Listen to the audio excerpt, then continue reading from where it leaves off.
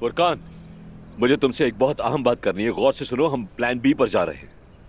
देखो, अगर हम जरा सी भी गलती करेंगे तो हम खत्म हो जाएंगे, यकीन करो।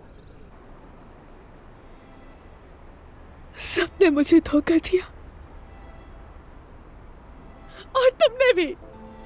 ज़मरुद,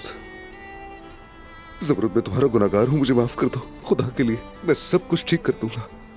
छोड़ो मुझे, मेरी जिंदगी तबाह कर दी उसने।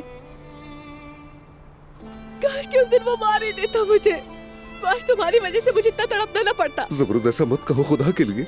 मुझे होश नहीं था, महीनों कोमा में रही और जाके तो सब कुछ बदल चुका था। हर खुशी छिन गई मेरी मुझसे। उस शख्स ने मेरी मोहब्बत भी छीन ली। ज़मरुद, मुझे बहुत अफसोस है। मैं तुम पर किए गए हर एक जुल्म का हिसाब लेकर रहूंगा ज़मरुद, वादा करता हूँ तुमसे। मैंने ऐसा क्या किया था? आखिर मैंने क्या बिगाड़ा था? ये सब क्यों सहना पड़ा मुझे? ज़मरुद, हिम्मत मत हारो। चलो आओ मेरे साथ, आओ।